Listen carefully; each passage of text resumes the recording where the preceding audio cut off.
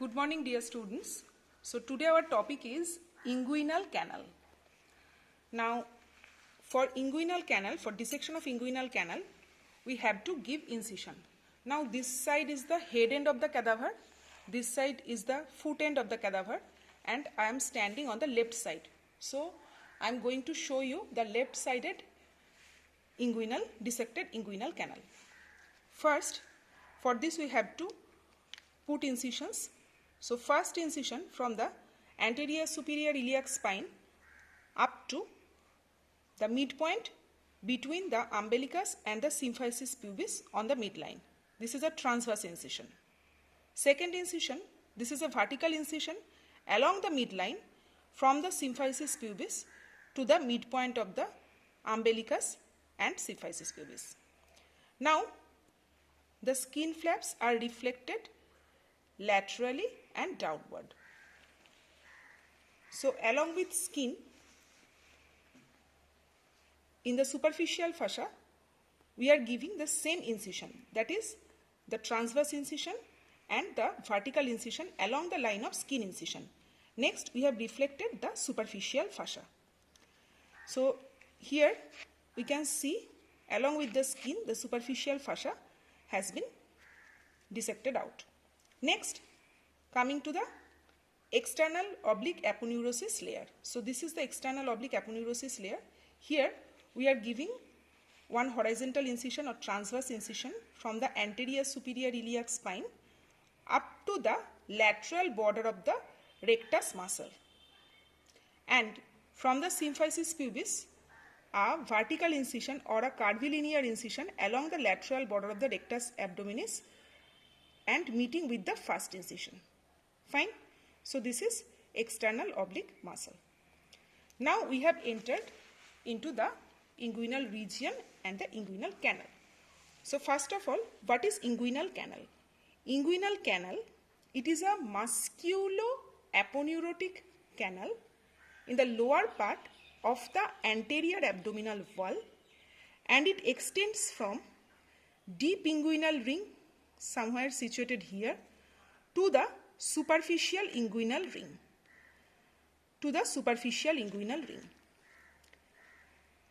So this is the superficial inguinal ring, and it is 4 cm in length.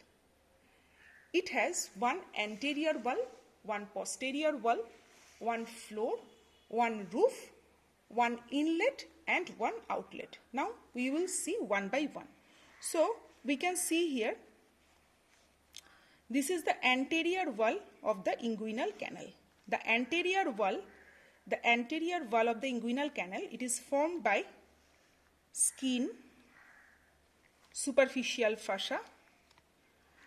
This is the external oblique aponeurosis muscle, and on the lateral 1/3 part we have got internal oblique muscle, the fleshy fiber of internal oblique muscle. Okay, so this is the fiber of the internal oblique muscle. So this is the anterior wall.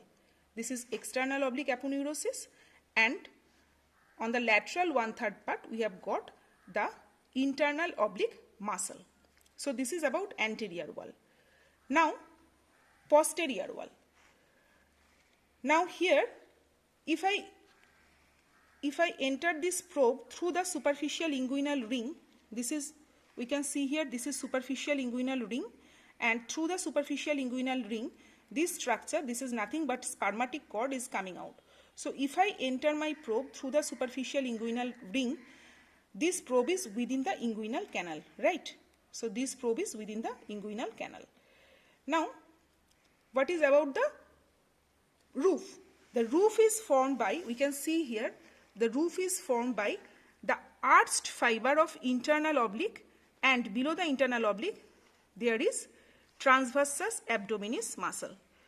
So this is transversus abdominis muscle and this is internal oblique muscle. Internal oblique muscle and transversus abdominis muscle, the arched fiber, the fibers are arching. So arched fibers of internal oblique and transversus abdominis muscle forming the roof. Now we are going to the posterior wall.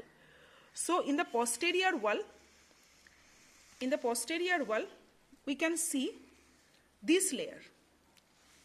Entire posterior wall is formed by this layer. This is called fascia transversalis. Fascia transversalis.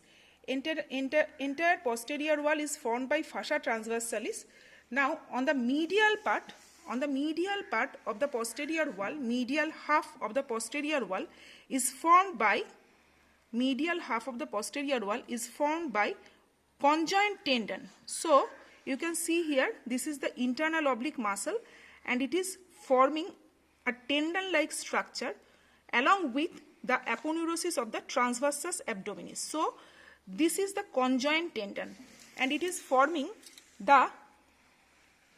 this part is the inguinal canal. So, it is forming the medial half of the posterior part of the inguinal canal, and also one structure most medially, which is known as the reflected part of the inguinal ligament. So, this is the reflected part of the inguinal ligament. So, altogether, three structures are forming posterior wall. One is fascia transversalis along the entire posterior wall. Medial half part is formed by the conjoint tendon of internal oblique and transversus abdominis, and medial 1/4 part is formed by the reflected part of the inguinal ligament. Fine. So, this is about posterior wall. Now, floor is formed by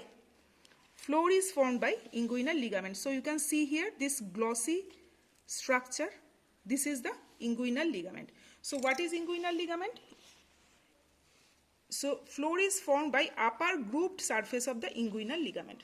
So, my finger is now resting on the inguinal ligament. What is inguinal ligament? It is nothing but the lower thickened rolled border of the external oblique aponeurosis. That means this external oblique aponeurosis is coming downward, and it is rolled back or turned upward, thereby forming a grooved upper surface. And this grooved upper surface is forming the floor of the inguinal canal. Now, I have told you there is one inlet and one outlet of the inguinal canal. So, inguinal canal extends from deep inguinal ring to superficial inguinal ring. So, deep inguinal ring, it is situated about 1.25 centimeter above the mid-inguinal point. So, inguinal ligament is attached at the anterior superior iliac spine and symphysis pubis. Mid-inguinal point means midpoint of the anterior superior iliac spine and symphysis pubis, and inguinal ligament is attached from the anterior superior iliac spine to pubic tubercle. So, the midpoint between anterior superior iliac spine and symphysis pubis is the mid-inguinal point. Now, about 1.25 centimeter above the mid-inguinal point, in the fascia transversalis layer, we can see a oval gap. So, this gap is the deep inguinal ring through which the spermatic cord is entering into the inguinal canal. Okay, so this is the position of the deep inguinal ring. Now, deep inguinal ring, actually it can be seen from the abdominal side, because this is actually not an opening. This is the neck. This is the neck of the internal spermatic fascia. Now, so here is the deep position of the deep inguinal ring. Now, superficial inguinal ring or outlet, this you can see clearly. If I retract the spermatic cord on this side, you can see here an triangular opening, this opening. So, this is the superficial inguinal ring. Superficial inguinal ring is an opening in the external oblique aponeurosis through which the spermatic cord along with ilioinguinal nerve is coming out. Now, superficial inguinal ring, it has one medial crura. So, this part is the medial crura. This part is the medial crush. This is the lateral crush, and its apex is directed upward and base is attached to the pubic crest. Okay. So this is the superficial inguinal ring. And the content is, in case of male, the content is the spermatic cord. So you can see here the spermatic cord.